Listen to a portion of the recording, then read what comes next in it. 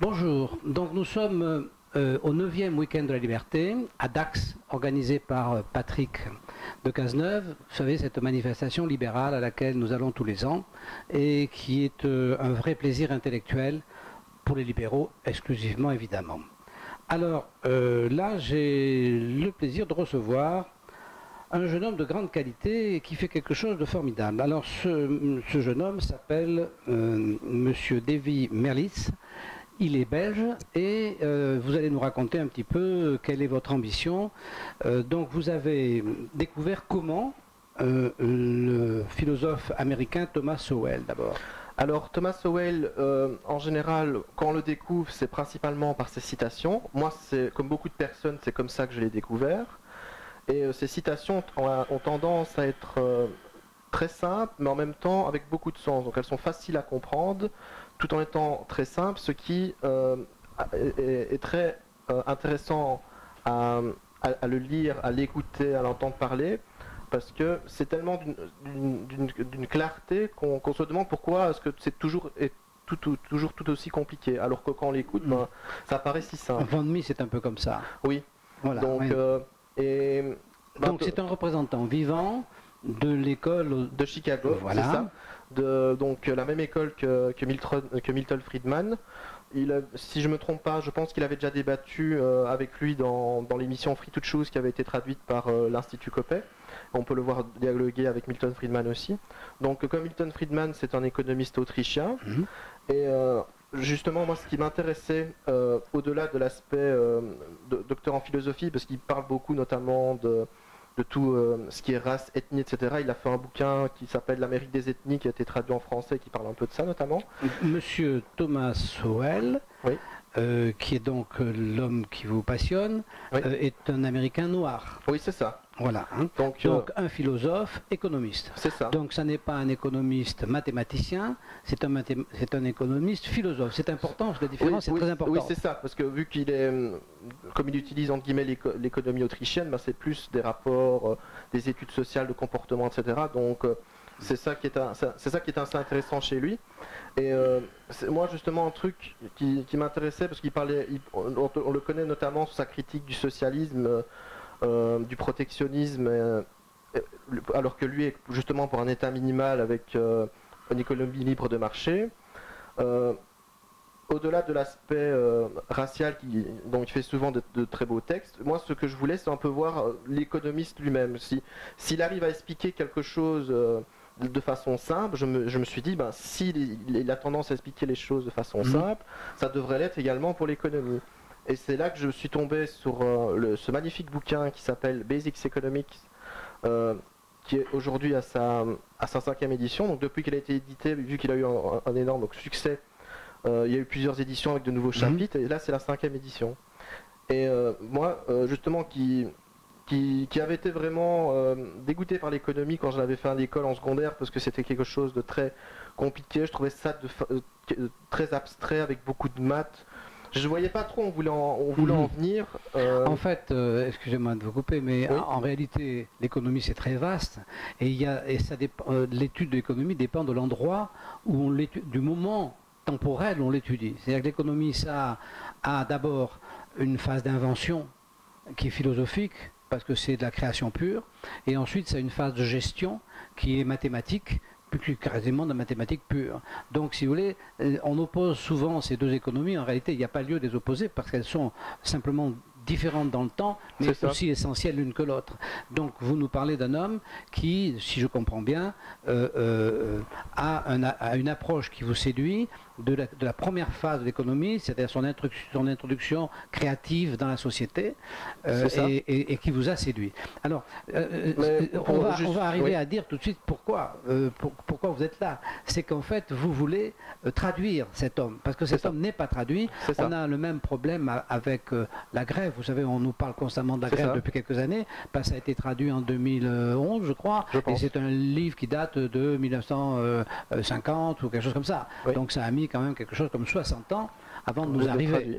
Bon, donc là vous faites une action tout à fait importante pour les jeunes générations et pour les gens qui réfléchissent à l'économie, traduire quelqu'un qui, j'ai bien compris, donc c'est un best-seller aux États-Unis. C'est ça, voilà. tout à fait. Et c'est pas traduit ici, c'est invraisemblable.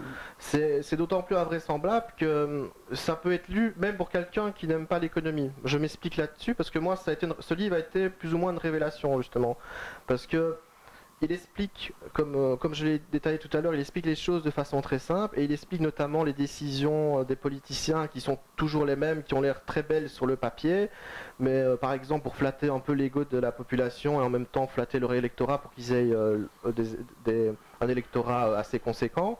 Mais le problème, c'est que souvent les conséquences, malgré avec les bonnes intentions qu'ils prétendent avoir, sont souvent néfastes.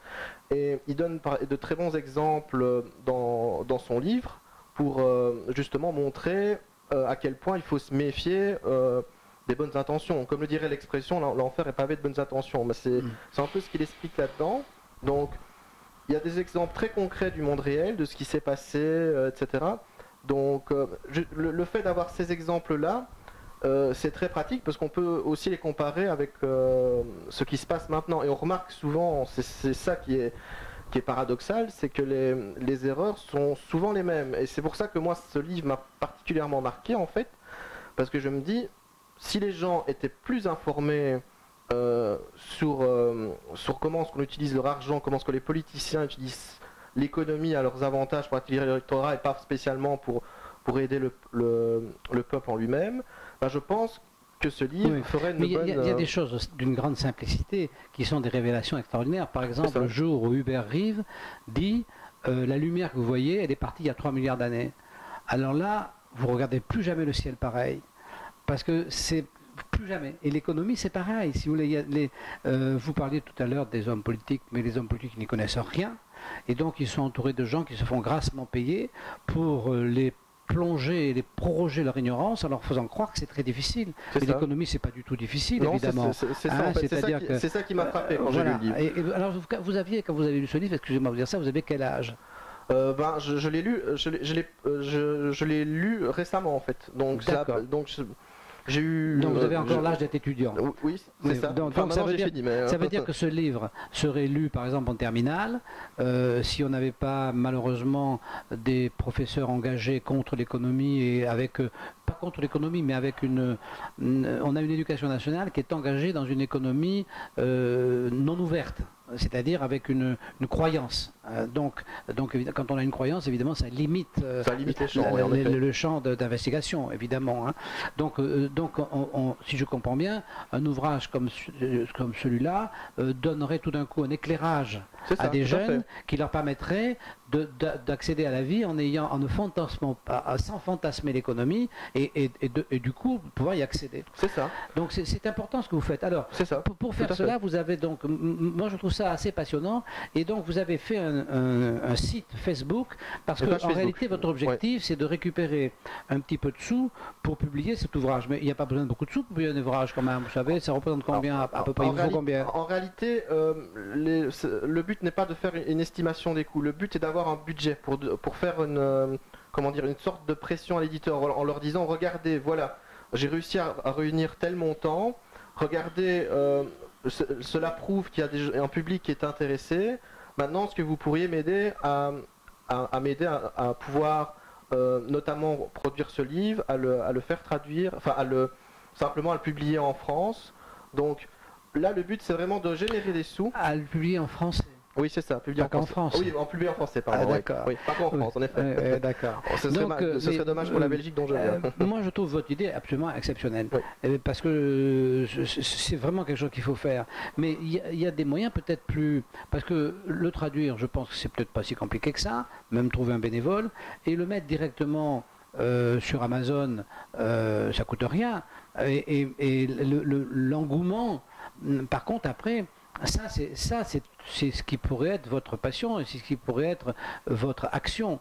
Parce que le peu d'expérience que j'ai des éditeurs me fait supposer que, premièrement, d'abord, ils ne vont jamais contre la pensée commune. Or là, vous allez contre la pensée commune, parce que la pensée commune, c'est de dire non, non, l'économie c'est horrible, il faut absolument la supprimer, il faut donner toute notre vie à l'État. Donc en gros, c'est ça. Aujourd'hui, on nous dit, écoutez, arrêtez de nous pomper avec l'économie, l'État est là et l'État s'occupera de tout. C'est ça. Bien. Sauf que c'est malheureusement faux. Oui, pas complètement. Mais on le voit tous les jours. Ouais. Mais le problème, c'est que donc vous êtes dans la situation inverse, avec, semble-t-il, des arguments tout à fait accessibles à tout le monde. Bon. D'ailleurs, Thomas Sowell le dit lui-même, en général, l'économie n'est pas quelque chose de compliqué, mais donc, comme les détracteurs de l'économie entre guillemets autrichienne, c'est vu quelque chose de plus simple, vu qu'ils voient ça comme quelque chose de simple, ils ont l'impression que c'est simpliste, sauf que simpliste n'est pas signe de simple, c'est justement que l'économie est simple et qu'elle est comme ça, et qu'il y en a qui préfèrent dire que vu que c'est simple, c'est trop simpliste, ça va à l'encontre de leur idéologie, et du coup ça ne leur plaît pas tellement, ils veulent compliquer le truc involontairement. Puisque nous sommes ici chez Frédéric Bastiat, oui. On peut rappeler que Frédéric Bastiat, pareil, est extrêmement accessible. La lecture de l'économie est extrêmement simple, mais il faut comprendre qu'il n'a pas eu ce débat. Parce que le débat de l'économie, soi-disant compliquée, n'est venu qu'après, quand l'économie est devenue riche.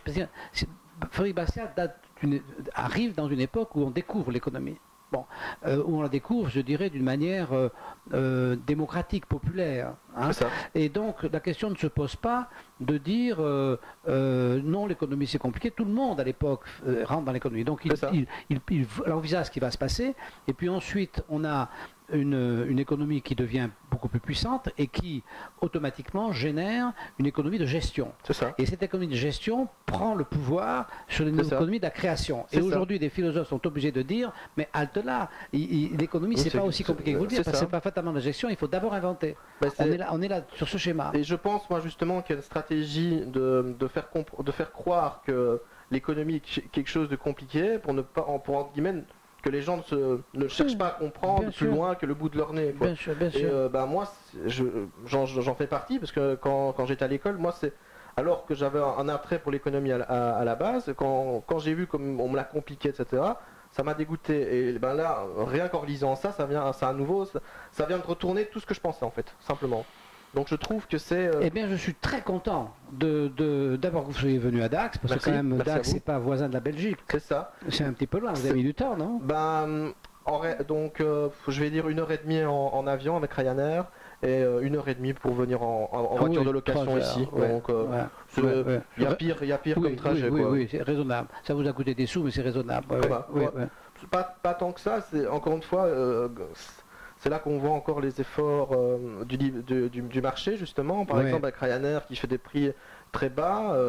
Avec Airbnb, je suis dans un logement Airbnb qui fait des prix très bas aussi. Ce qui a coûté paradoxalement le plus cher, c'est la location de la voiture. Et encore, c'est pas cher, mais c'est ce qui coûte le plus cher. Alors que théoriquement, dans le passé, ce qui aurait coûté plus cher, c'est le logement et l'avion lui-même, parce que ça coûtait une fortune à l'époque. Et donc, alors, on va parler de votre site Facebook quand même, parce qu'on l'a pas encore dit. Donc, vous avez une page Facebook, c'est pas un site Facebook, c'est une page Facebook. C'est une page Facebook. Alors, vous avez donc une page Facebook que l'on trouve en tapant sur Facebook. Il y a deux solutions. Soit on fait traduction française basique économique de Thomas Sowell. C'est ça.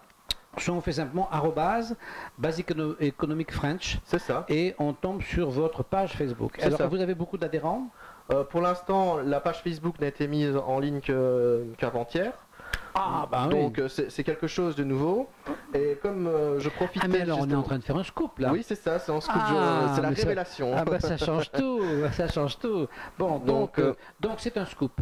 Donc on va vous aider. Hein. C'est ça. Vous savez, moi je ne suis pas très nombreux, mais on va vous aider parce que je trouve que c'est vraiment bien votre affaire. C'est vraiment bien. Merci. Et je trouve extraordinaire que, excusez-moi, je vais dire votre âge, qu'un jeune homme de 26 ans, c'est très significatif. Qu'un jeune homme de 26 ans se lance intellectuellement dans un tel défi, ça veut dire que la vie du monde français, puisque vous êtes belge donc vous n'êtes pas français, mais du monde de ceux qui parlent français, n'est peut-être pas aussi désespérante ou désespérée qu'on l'imagine. Il y a encore une possibilité. Je pense qu'il y a beaucoup et à tort de procéder de voir toujours le négatif et justement de ne pas assez voir Pourtant, c'est un projet à la base relativement simple, mais qui a quand même quelque chose d'une énorme importance personnellement. Et je pense que c'est pour ça que moi je voulais le traduire, parce que je pense que ça peut apporter énormément à beaucoup de personnes, que ce soit des économistes ou pas, mais simplement par rapport à la grève.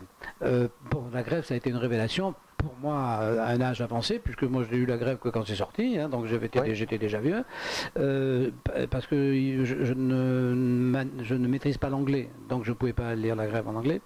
Donc par rapport à la grève et à Ayn Rand, vous pensez, vous situez comment, monsieur Thomas Sowell, oui ça. Vous le situez comment? Est-ce que c'est aussi facile à lire? Est-ce que c'est plus pédagogique? Je ne vais pas me prononcer sur la grève étant donné que je ne l'ai pas lu, donc je ne me prononcerai pas là-dessus. Ah, mais ça faut le lire. Hein. Oui, en effet.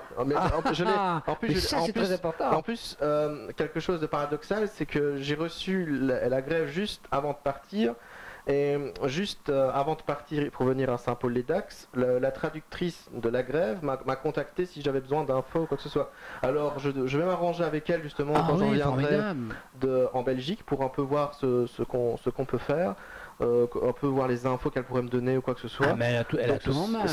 Oui, c'est ça. Ah, bah oui. Mais justement, là, pour moi, Thomas Sowell a vraiment, enfin, ce Basics économique a vraiment une portée pédagogique. Il faut qu'on prenne l'engagement tous les deux. Quand je vais vous laisser mon téléphone et quand vous avez lu la grève, vous me téléphonez. D'accord. Parce que comme ça, vous me direz ce que vous ressentez et j'en parlerai d'ailleurs. Hein, c'est une ce que bonne vous idée. ressentez par rapport à ces deux, parce que la grève, vous verrez, c'est un roman. Il y a un autre roman qui s'appelle La source vive du même auteur qui est absolument extraordinaire. Quand vous aurez lu la grève, il faut lire La source vive. Il y a la vertu d'égoïsme aussi qui a l'air d'être sympathique. Alors, mais c'est sous forme d'un roman. Peut-être que votre auteur, qui est donc évidemment plus pédagogique puisqu'il est enseignant, si j'ai bien compris. Hein. Donc peut-être que les deux vont être un ensemble très percutant. Écoutez, je suis très heureux de vous avoir. Je suis très heureux de faire ces journées de Dax. Il faut y aller parce que il faut y aller parce qu'on fait des rencontres extraordinaires. Donc cette année, je confirme. Je précise que cette année, il y a 20% de plus de visiteurs aux journées, ce qui est quand même pas mal. Donc on a fait le tour du sujet. On aura, j'espère, l'occasion de se revoir parce que vous êtes bien sympathique et vous avez donc une démarche qui est tout à fait importante, très importante même, très importante. Oui, j'insiste là-dessus parce que je pense vraiment que si ce bouquin serait traduit en français, je pense qu'il aurait vraiment une énorme influence. Et je le maintiens parce que moi, ça m'a vraiment... quand je l'ai lu, je me suis dit, mais ouais, en fait, c'est évident. C'est l'évidence même. C'est vraiment du Thomas Sowell pur jus.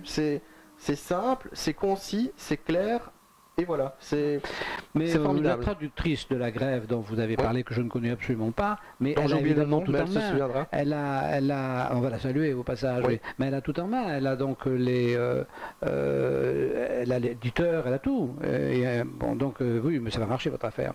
Nous reverrons, j'espère. Bon, et bien écoutez, voilà. Avec donc nous vous quittons. Heureux d'avoir passé ce moment. Merci beaucoup pour tout ce que vous nous avez dit, et puis pour cette démarche d'éclaireur qui est peut-être l'amorce d'un nouveau monde pour notre vieux monde qui est un peu fatigué.